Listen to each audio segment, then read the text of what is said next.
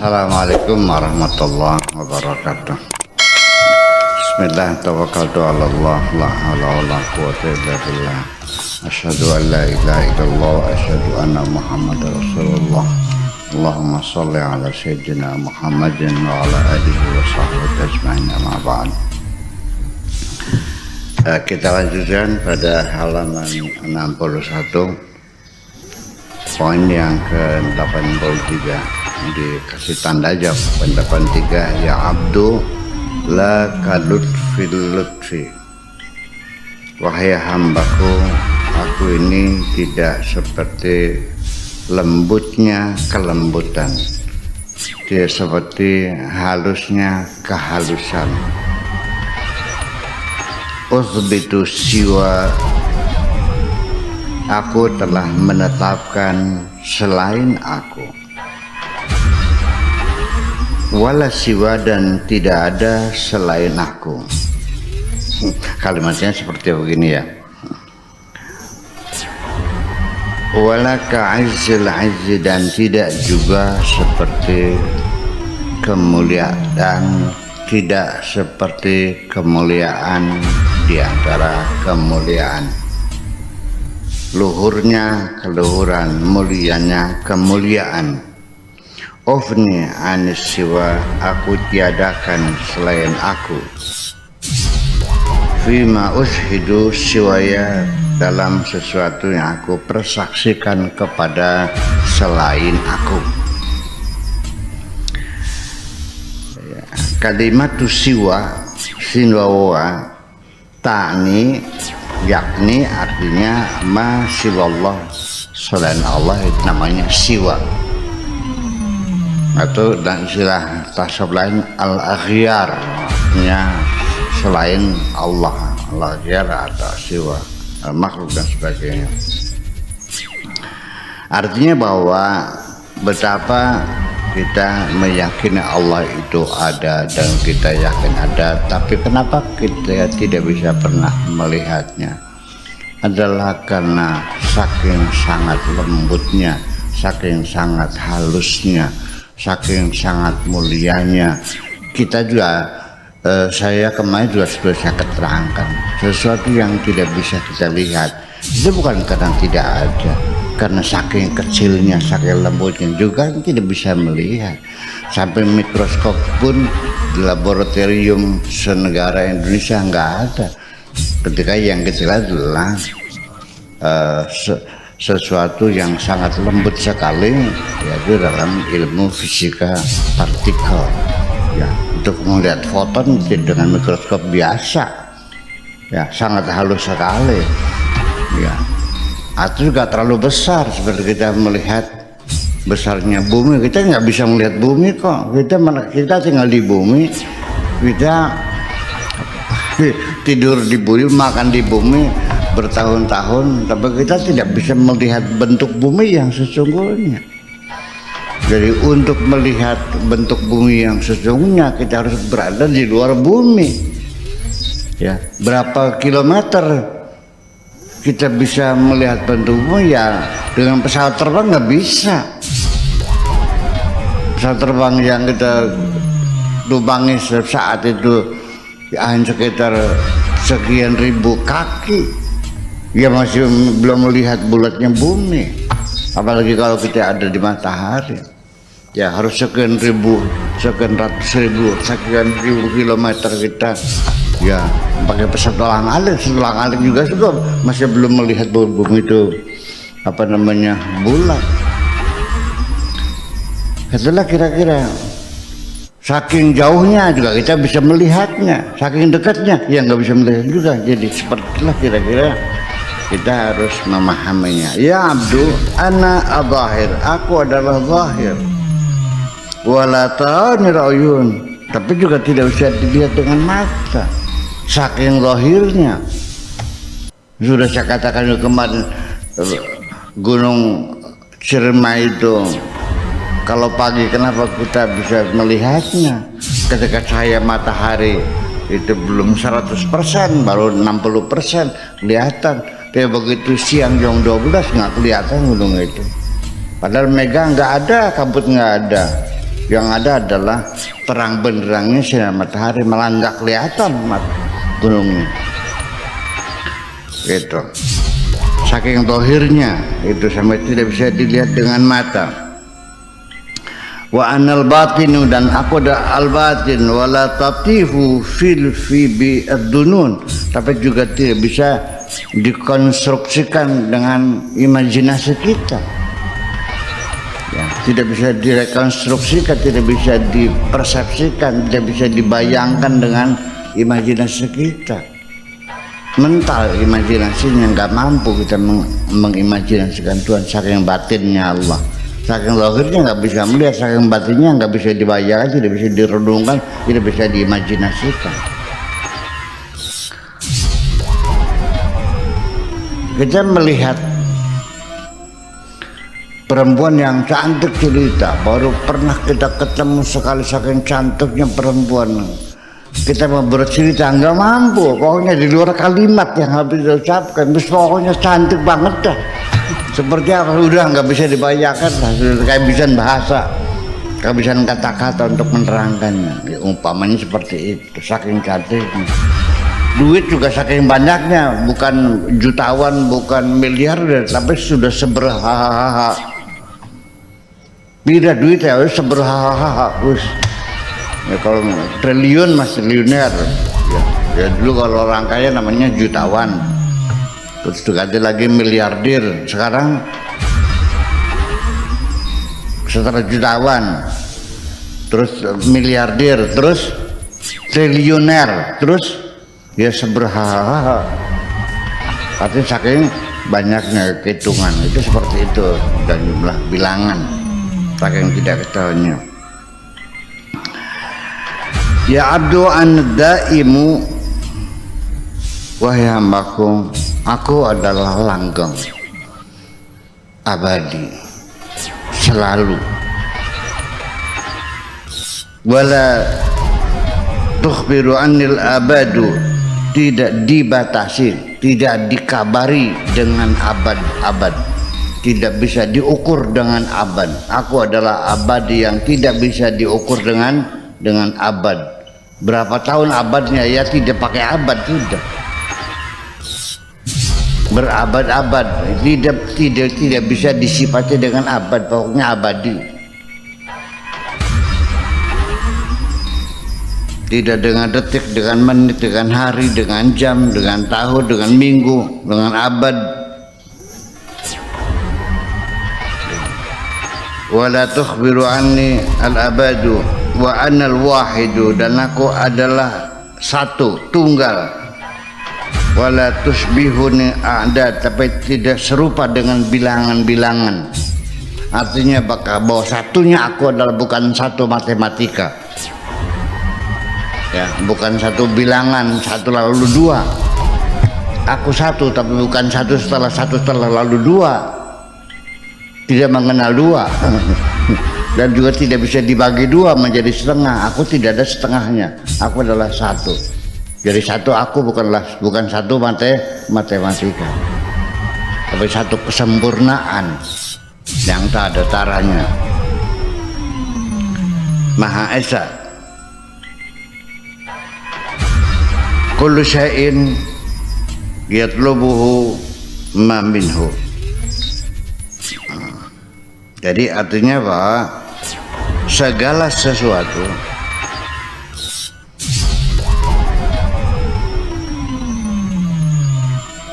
yatlubuhu njalukhu ing kullu syai', apa mas sesuatu, minhu saking sesuatu. Apa ini teman?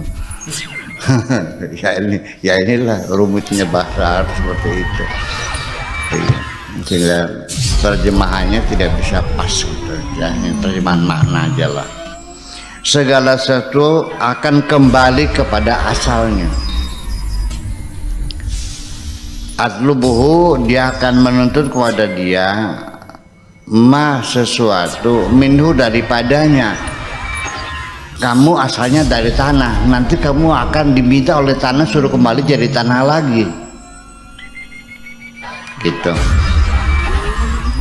Kamu asalnya dari Indramayu, nanti suatu ketika selesai kontraknya kamu harus kembali kepada Indramayu lagi. Itu seperti itu. Al jasadu yatlubuhu turab, jasad kita ini berasal dari tanah.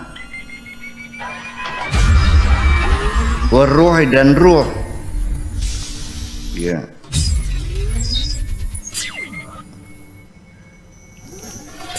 Jasad kita ini dari tanah dan ruh, ya, yatlubuhu turab, jasad kita akan kembali menjadi tanah lagi maksudnya.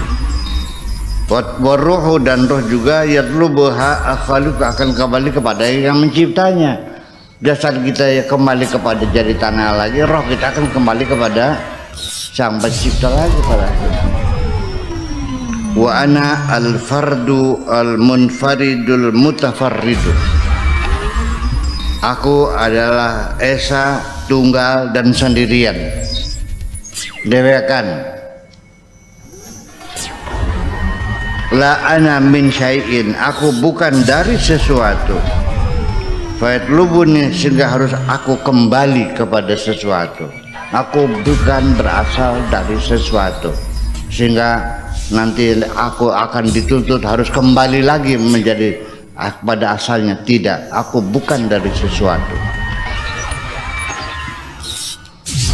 Nggak bisa kita nanya kalau Tuhan itu asalnya dari mana atau Tuhan itu orang mana, gitu nggak bisa. Geger kan gitu. Tuhan bukan orang Arab, orang Arab Tuhan itu. Ini persoalannya. Jadi aku bukan berasal dari sesuatu, ya, sehingga aku harus kembali kepada sesuatu itu. Wala ana bisyai'in, ya, dan aku adalah bukan sesuatu. Aku bukan dari sesuatu dan aku bukan sesuatu. Oh, jangan kau katakan Allah adalah sesuatu. Karena Allah bukan sesuatu, ya, sehingga fayatakhasasul bi, sehingga harus dideskripsikan secara khusus, ya. Nah itulah makanya sementara ini Pak ahli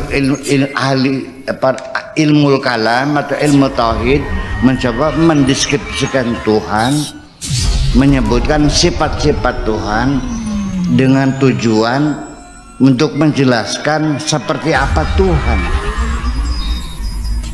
sehingga untuk mendekatkan pada pikiran kita maka dijelaskan Tuhan itu sesuai dengan keterangan-keterangan dari hadis dan Al-Quran dengan sifat-sifat yang sesungguhnya adalah sifat-sifat kita. Iya, Allah melihat, itu kan sifat kita melihat. Allah mendengar, Allah mengetahui, Allah berbicara, Allah berkehendak, Allah, itu kan sifat-sifat kita. Jadi ini perlu saya peringatkan sekali lagi bahwa sifat-sifat macam itu adalah sifat-sifat kita. Jadi artinya dapat saya pastikan bahwa sifat-sifat itu adalah sifat-sifat majaz, sifatnya majazi, bukan sifat hakiki. Ya kita tidak bisa membayangkan seperti apa melihatnya Tuhan, seperti apa berbicaranya Tuhan. Ya begitu kita jelaskan bila sautin wal harfin, ya seperti apa, ya tidak seperti apa-apa. Ya kalau sudah tidak seperti apa-apa ya tidak bisa dijelaskan dengan apapun dong sesungguhnya mah. Jadi gimana ya, boleh-boleh saja orang mencoba untuk menjelaskan Tuhan supaya orang paham, nggak ada masalah kok. Tapi walau bagaimanapun tidak akan bisa persis. Tetap di penghujungnya laisa kamitslihi syai'un. Seperti juga orang bertengkar antara Wahabi dengan Sunni tentang tangan Tuhan. Kata Wahabinya, ya pokoknya Tuhan punya tangan. Ar-Rahmanu 'alal arsy istawa, pokoknya Tuhan ada di aras, ya sudah selesai. Ya tapi itu kan majazi. Di sini ada enggak? Ya ada, ya berarti tidak di sana saja, jadi juga ada. Ya, di mana-mana ada Tuhan. Jadi Tuhan selalu ada, dimanapun selalu ada. Nggak ada ruang-ruang kosong, semuanya ada Tuhan. Jadi gimana? Yaudah, petangan. Ya, kata Wahabi dia punya tangan. Terus ya dulu faqa aidihim. Artinya tidak, itu tangan majazi. Hanya ya perumpamaan saja, bukan tangan yang sebenarnya tangan. Udahlah, jangan ribut dah. Udah mau bilang Allah punya tangan ya mangga, bilang dia maksud dengan yang satu lagi mengatakan yang dimaksud dengan yadullah adalah kekuasaan Tuhan, yang mengatakan tangan Tuhan. Ya udah terserah, yang bilang kekuasaannya mangga, yang bilang tangan juga mangga. Tetapi pada asalnya ketika yang meyakini Tuhan punya tangan, ketika saya tanya tangannya seperti apa, ketika jawabnya tidak seperti apa-apa, yang nggak salah juga. Kamu temen sih, paham saya ngomong nih? Ketika yang meyakini Tuhan punya tangan, tetapi ketika ditanya seperti apa tangannya, ketika dia menjawab tidak seperti apa-apa, yang nggak salah juga kok. Udah, yang penting tidak seperti. Kok banyak-banyak untuk bertengkar begitu sih? Udah begitu aja penyelesaiannya, karena memang sifat saya tidak mau memihak kepada siapapun. Nggak ada, saya hanya memihak kepada Allah dan Rasulnya aja. Kalau saya nggak paham, saya bilang nggak paham. Paling tidak saya akan mengatakan wallahu a'lam bisawab. Allah yang maha tahu mana yang benar, Allah yang maha tahu, itu aja. Memang salah kita bilang mengatakan tidak tahu. Boleh nggak kita mengatakan tidak tahu? Itu hakikat dan memang seharusnya begitu. Kalau jangan sok tahu, kalau nggak udah nggak tahu, selesai. Kapan tahu ya? Nanti nunggu pemberitahuan dari Allah. Allah nggak ngasih tahu, ya sudah, sementara kita nggak tahu. Ya jangan pakai itu. Nah sebab itulah makanya yang jadi masalah ya, sebetulnya mah begini, bukan masalah berbeda pendapat, yang alam dunia ini selalu berbeda. Wa min ayati ikhtilaful laili wan nahar, perbedaan dari siang ada malam. Wa min ayati ikhtilafu alsinatikum, beda bahasa, wa alwanikum, dan beda warna. Itu memang diciptakan plural, berbeda. Yang jadi masalah adalah karena ada sebagian orang yang meyakini bahwa pikiranku paling benar, sehingga siapapun yang pikirannya berbeda itu disalahkan. Itu aja persoalannya. Kalau tidak sama seperti ini, ya berarti murtad, berarti kafir, berarti halal darahnya, berarti syiah, berarti bid'ah, berarti wah, gimana sih? Bagaimana asal usulnya orang meyakini bahwa pikirannya yang paling benar, yang tidak sama disalahkan? Itu dari mana cara berpikirnya? Yang orang berpikir saja seseorang itu bisa berubah pendapat sih. Ketika dia pindah tempat tinggalnya dari Irak menuju ke Mesir, pendapatnya berubah lagi. Ada kaul qadim, ada kaul jadi pendapat lama, pendapat baru. Ada kan orang itu, ya Imam Syafi'i pindah ke Cadang Pinggan, ke Indramayu, saya kira dirubah semua kok. Iya karena dia akan berinteraksi dengan peradaban lokal. Ya nggak mungkin di Indramayu sekarang dipaksakan perempuan tidak boleh keluar. Yang sudah keluar aja dari dulu udah ke sawah, ikut bercocok tanam, ikut berdagang di pasar Indramayu, sok di Indramayu pasar, di pasar. Yang dagangan laki dan perempuan, mana mungkin bisa dilarang keluar lagi? Nggak mungkin. Iya, masa sholat jamaah harus sholat istri ketika bersama sudah harus minta izin kepada suaminya? Apakah bisa kita terapkan aturan semacam ini? Yang tiap hari ke pasar, permisi enggak istri kita ketika pergi ke pasar tiap hari? Kang, nyuwun izin gini, kula badhe mangkatang pasar gitu lah. Ya nggak mungkin. Ya nggak mungkin. Iya, jadi ya artinya ketika omongan kasar, kirik, cemara, ya tidak bisa diharamkan. Itu kalimat basa-basi dan kalimat persahabatan, kirik gitu. Itu tuh bukan berarti menghina orang, bukan. Itu menunjukkan bahwa Anda sahabatku yang sangat dekat sekali. Sehingga apa? Saking dekatnya seorang sahabat, saking akrabnya, sehingga tidak akan ada dugaan rasa tersinggung. Maka ngomong apa-apa tidak akan tersinggung, bilang kirik, mau cemara. Udah paham? Iya, itu kata sosiolinguistiknya kan begitu. Kata sosiolinguistik seperti itu. Ya, linguistik, sosiologi, sosiolinguistiknya seperti itu. Jadi kita jangan terburu menuduh orang Indramayu kasar. Oh tidak, bukan kasarnya bahasa Indramayu, memang saking lembutnya bahasa Indramayu. Seperti itu, sehingga kiri itu anjing itu adalah sesuatu yang sangat indah di hati kita kan gitu. Mendirik. Kan biasa begitu tuh. Iya, itu saking dekatnya, tidak mungkin bilang rakrik-rakrik kepada orang yang baru kenal. Biasanya itu yang sudah akrab sekali, sudah sangat selalu siang malam selalu bersama, mangan bareng, turu bareng, kelanti bareng, nangis bareng, itu baru bilang kiri-kiri itu biasa. Betul nggak? Ya ada batasan-batasannya semacam itu. Nah itulah kira-kira jadi kita mencoba mendeskripsikan Tuhan, silahkan saja, tapi di penghujungnya saya akan mengatakan tetap saja tidak akan terbangun dalam imajinasi siapapun Tuhan itu seperti apa, karena hakikatnya Tuhan tidak seperti apa-apa. Laisa kamitslihi syai'un dan sebagainya. Oke, itu aja lah. Nggih, mangga. Assalamualaikum warahmatullahi wabarakatuh.